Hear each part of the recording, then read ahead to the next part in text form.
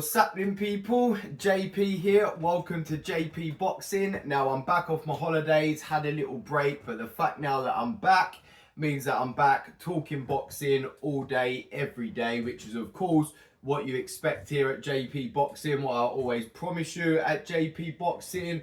Now another thing I promised you before I did go on my holidays, I put out my prediction for Beterbiev-Bivol for the undercard and everything like that, and I promise you guys that no matter where I was on my holiday or whatever I had to do on my holiday, I was going to find somewhere to watch that fight. I thought it'd be easy, just turn up at any bar, they'd know straight away what fight I'm talking about and be like, yeah, we're showing that. It was harder than I thought. Out in Gran Canaria, not a lot of people knew that this fight was happening. Obviously, there was a language barrier. You'd go up to some people, mention boxing, and they'd just be like, hey, Anthony Joshua, hey, Tyson Fury. And I'm like, no, I'm talking about this fight, Beterbiev versus Bivol. So got around the language barrier. In the end, I managed to find an Irish sports bar, got talking to the manager, got him to show it, went there on Saturday night to watch the fight. Had a chat with the people around me, and after a few beers, everybody watching it, English, foreign, whatever, was as excited as I and my family and friends were to watch this fight. Because once I told them the story of Beterbiev versus Bivol, and obviously me and my family already knowing about it, we were super fucking excited, man. So yeah, obviously I'm back now. I'm a few days late, but I told you I'm going to put out my post-fight report as soon as I'm back, and I needed to. It's not like one of them I could just leave and not be like, oh, let's talk about the next fight. With this one, man, there is so much to fucking talk about. I'm going to do it all in one because, as I said, I'm a few days late, so I don't want to put it out like separate for Wardley Clark, separate for Eubank Jr. and Ben. It'd just take too long.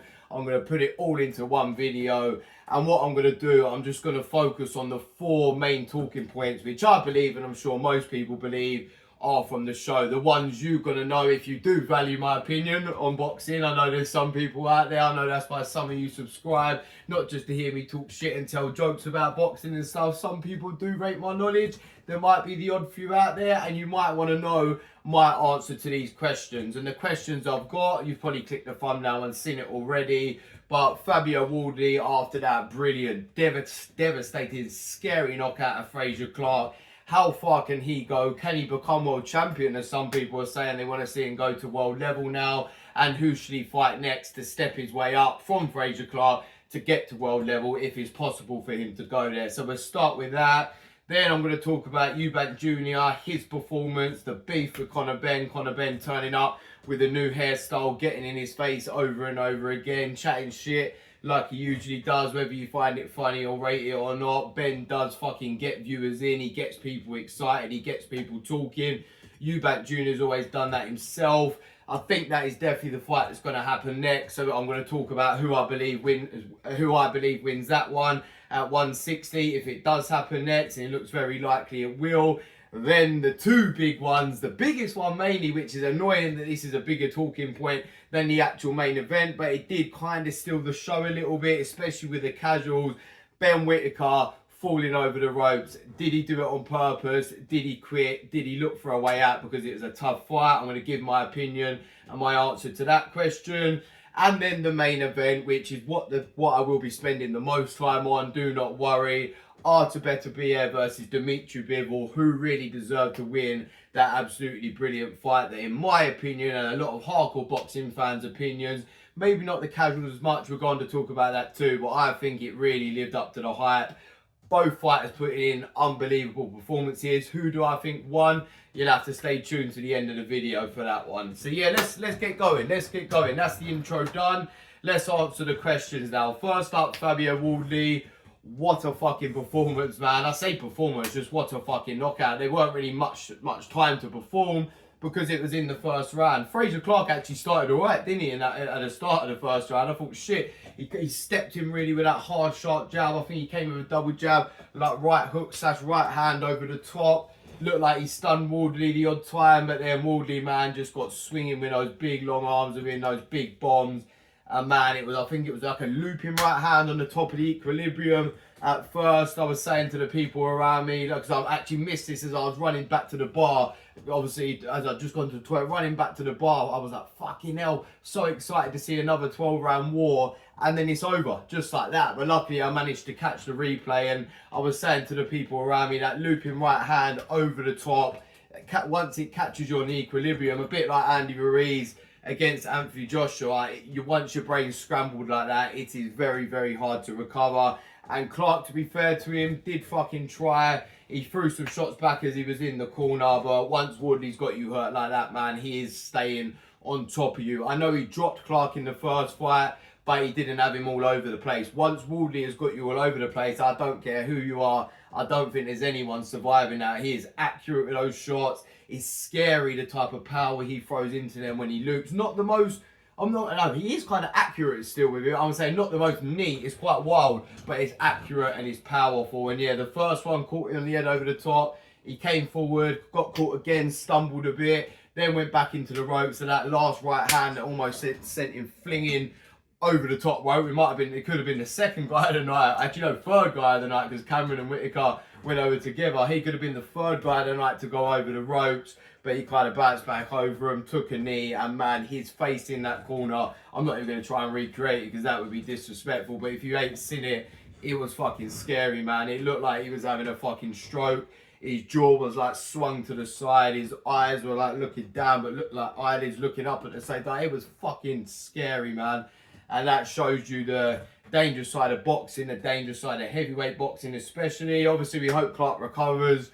And I do think he will recover. I have heard, that he has recovered. He's had surgery. He's feeling all right again now. But shit, I know it's the dangers of boxing, and he will probably happily get back in the ring. He'll be ready to go soon again already, because he's a fighter. Even though he ain't been pro long, he's been an amateur boxer, boxed the best around. He loves the sport of boxing. He knows the dangers of it. But if you're his family looking at that and seeing his face in the corner, yeah, you will be genuinely worried for him then, now, and about getting in the ring again. But yeah, let's hope he recovers. Let's talk about Wardley and where he can go, man. I'm going to be honest here. Wardley has proven me wrong time and time and time again. I think I was one of them guys that had a bit of a, not a negative opinion of him, but put a bit of a limit and a ceiling on his career because he come from unlicensed. I'm not slagging off unlicensed.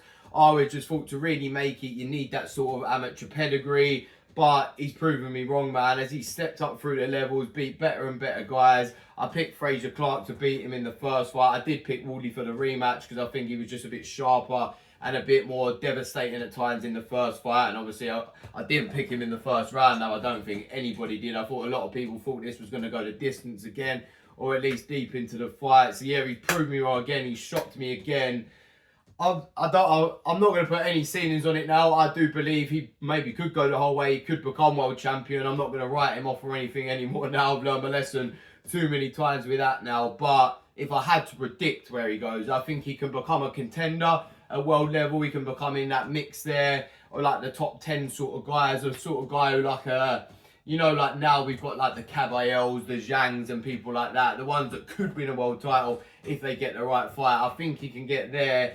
Will he become world champion? It's if, as I just said, he can get the right fight at world level. I don't think he'll be like elite and be like undisputed or hold on to the belt for any like long period of time. But if he gets the right fight, right opportunity, he is good enough to become world champion. Let's put it this way: there are much worse heavyweights.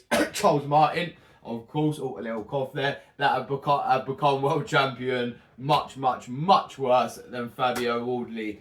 How does he get there? His next fights, I think you've got to look next. I think, do you know what they might do with him next? And I don't know if I'm a fan of it or not. They'll give him another big British name. Maybe a guy that's not even a step up from Fraser Clark in terms of danger of fight right now. But I think they might go with like a Chisora or a Hughie Fury or someone like that. Just another big name for him and let him step up. Not even step up, but let him gain experience in a different type of way. Like Hughie Fury can make it really awkward for you. Derek Chisora will just come out and make it rough and tough. And it's a massive name for you to get a big win over.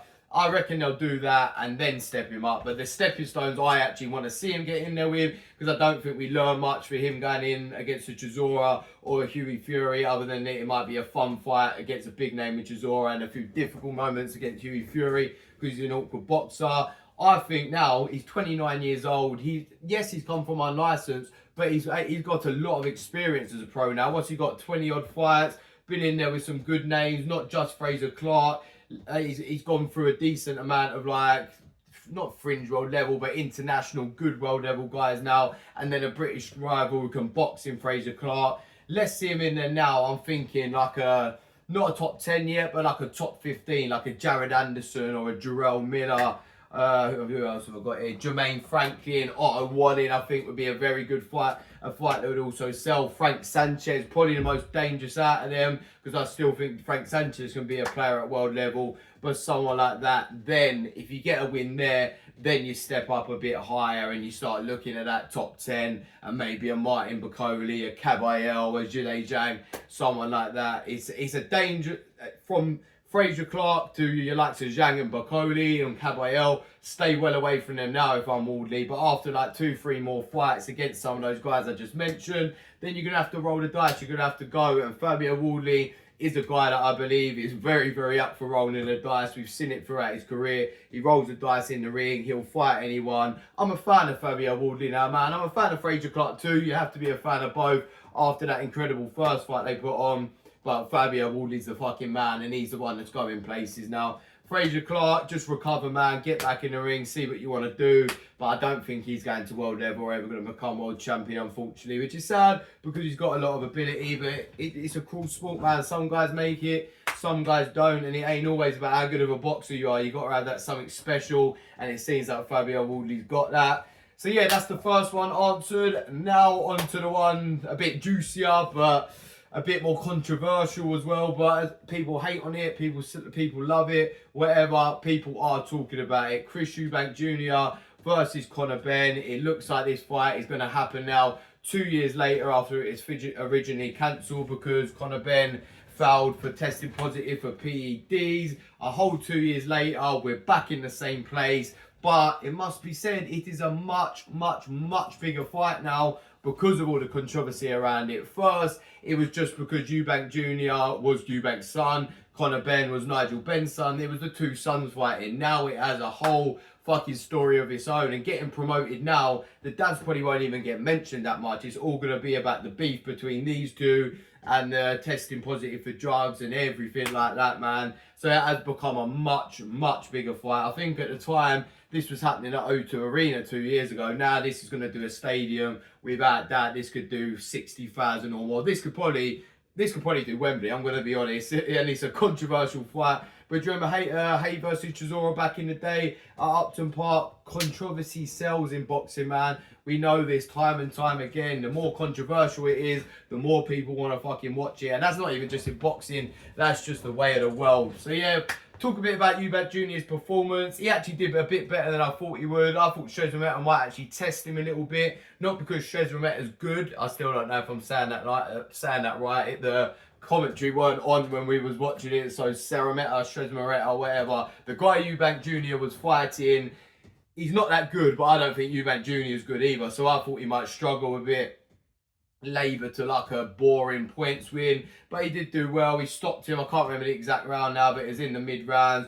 Dropped him in the first. That lovely shot, right uppercut to the body, right hand over the top, like a short right hand. That was lovely from Eubank Jr. Showed a lot of good stuff when he put his shots together. Showed a lot of power, snapping his shots, but also got hit a lot too. And a lot of people, I know that a lot of people don't agree with me. There are the odd few that do though. I think if this fight, even at 160, which it needs to happen now, Eubank Jr. do not go below 160.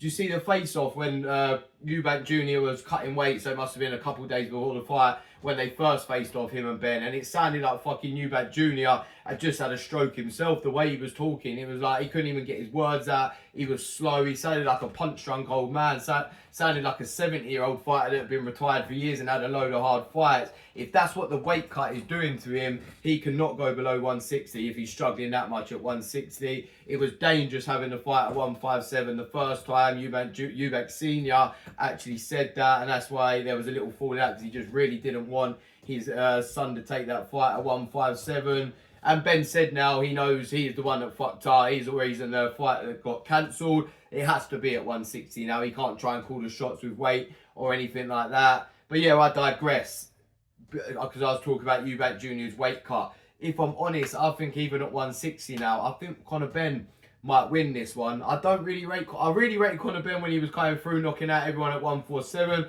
Tested positive, hasn't looked the same since. Bit fishy that one, but I still think he's got enough to deal with an old Eubank Jr. I've never rated Eubank Jr. I think he's getting hyped up way too much for beating Liam Smith in the rematch, when Liam Smith was walking around with 2 busted ankles from like the first round, way overweight, clearly not fit, and it still took Eubank Jr. 10 rounds to get him out of there.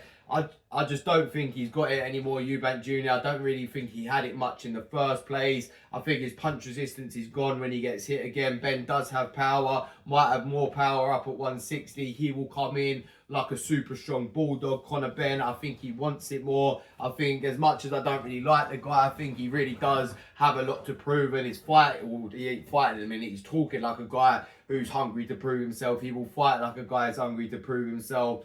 At the age of 27, he's got a lot more to fight for. I think he will go in there and just fucking bulldoze Eubank Jr.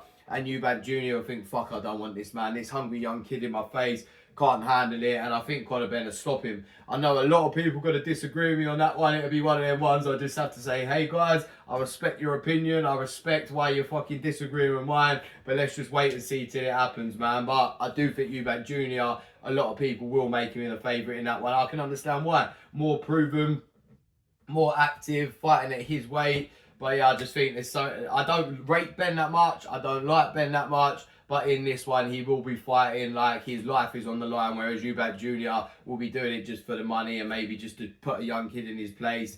And Ben will have so much more to fight for, so much more hunger and desire. And I think he's got more power and a better chin now too. And obviously Eubank Jr. way over the hill at the age of 35. Right, that's that one. Now on to the most controversial topic, the most juicy sort of question. The one again, I don't think this is split opinion actually. I think a lot of people are agreeing on this one.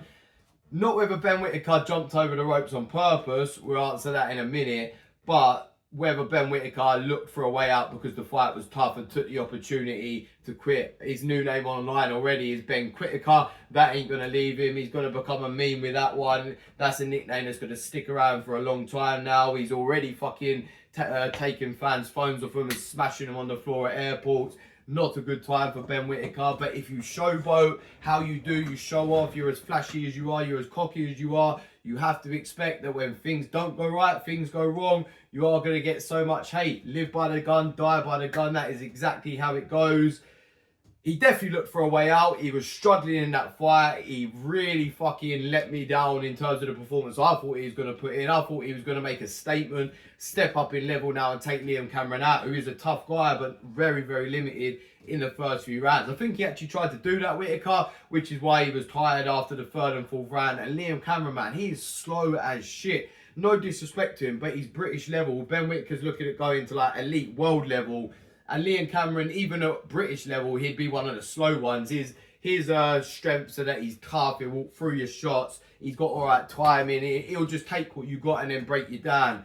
But by the 5th round, it looked like Liam Cameron was the slick boxer and Ben Whittaker was the slow guy. Like, Liam Cameron, fair play to him, managed to tire Ben Whittaker out. And I think Ben Whittaker tired himself out, thinking he could get the guy out of there and then thinking, fuck, what am I going to do now? And not having any hard fights so far. He was just all over the place, man. Cameron was pushing him back with ease. And then he caught him with a left to the body a few times. And the last left to the body he caught him with, they clinched. And I'm sure I don't need to explain it properly, but I will anyway. Everyone's probably seen it by now. As they were going back, Ben Whittaker's flown over the ropes. Now, to me, I have watched so many different angles of this.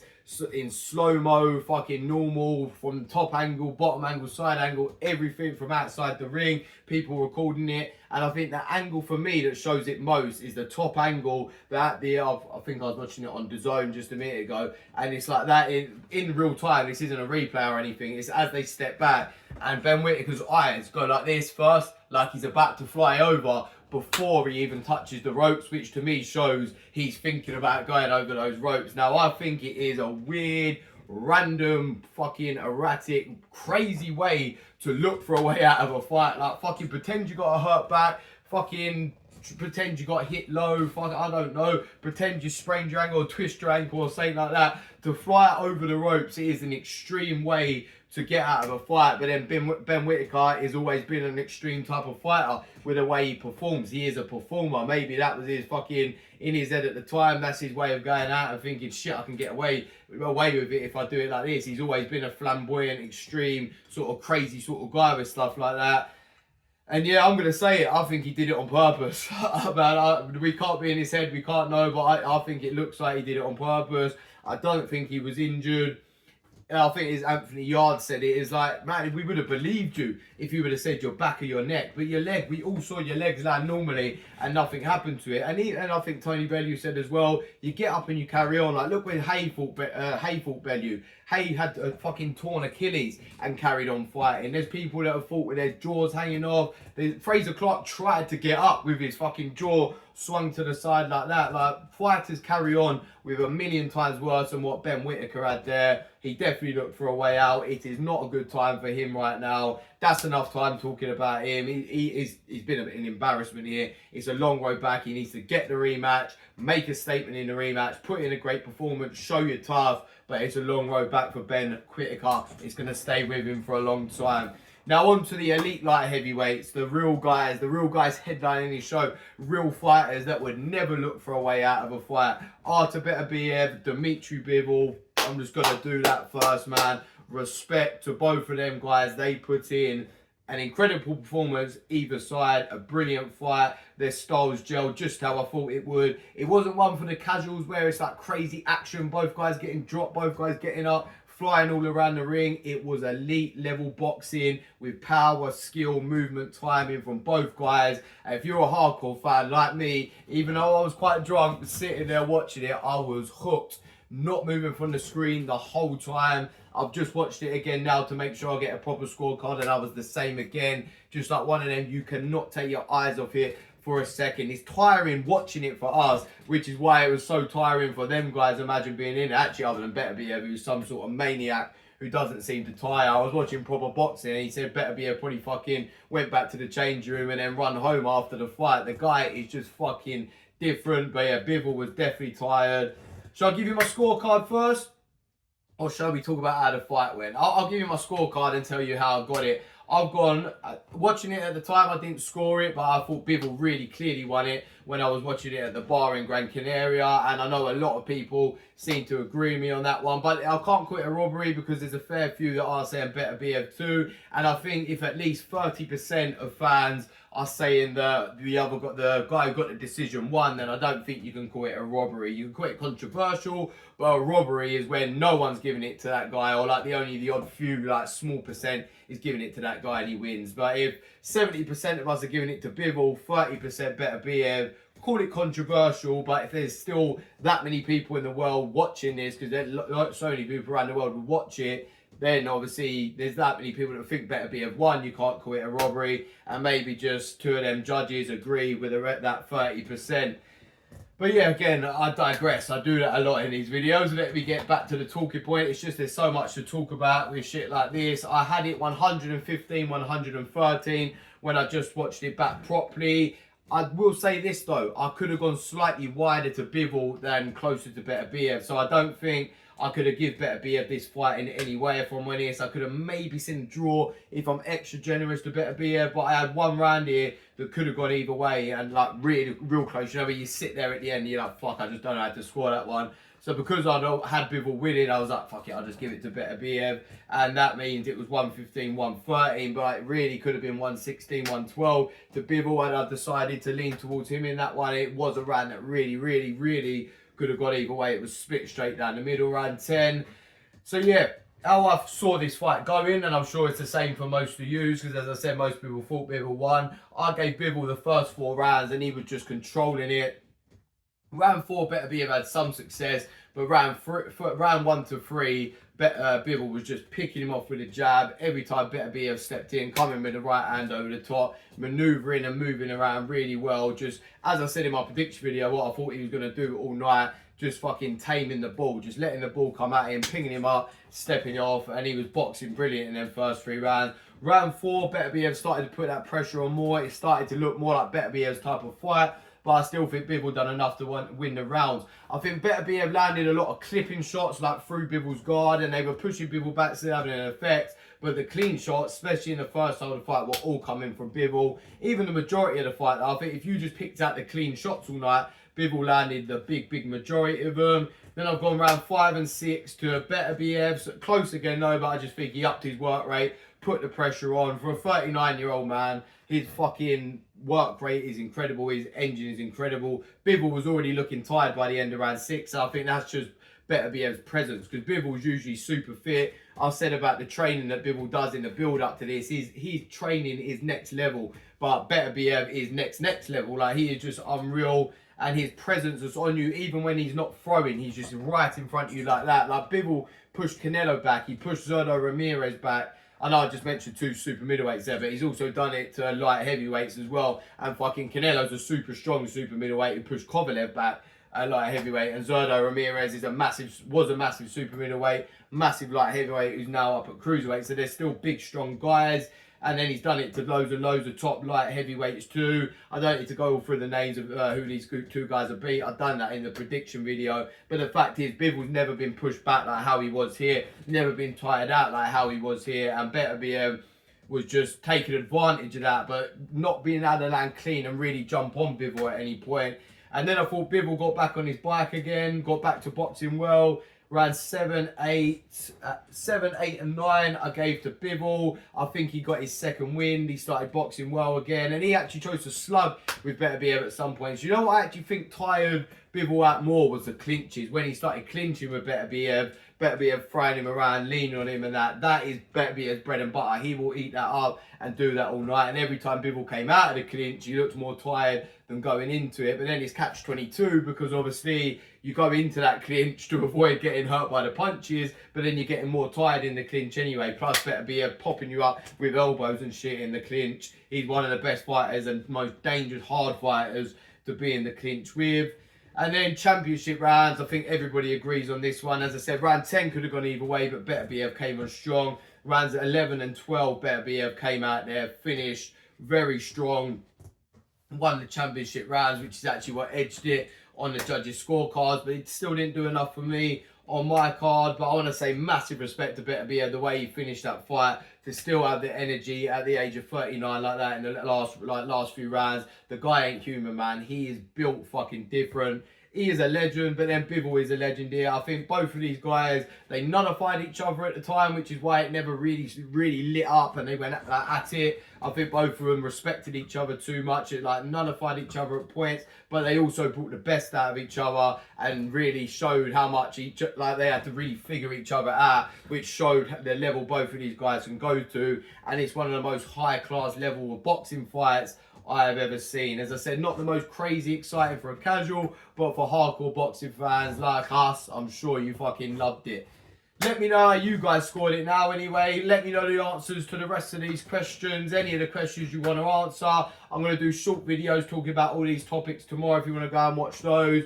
And then I'm going to have my predictions for the fights coming up this Saturday. DAZN versus Ahara Davis, the Tim Tszyu fight. And then we've got more and more big fights coming up as we head towards the end of the year, And I'm going to be back to posting my news, debates and everything all day, every day here at JP Boxing. Now I'm back from a holiday. So yeah, subscribe if you're interested, people. Thank you for watching. Keep tuning into all my videos. Stay tuned, watch them all, because the more viewing time it gets, the more my videos get put out there on the algorithm. Same as if you like and subscribe. Thank you for watching, people. It's much appreciated. Cheers.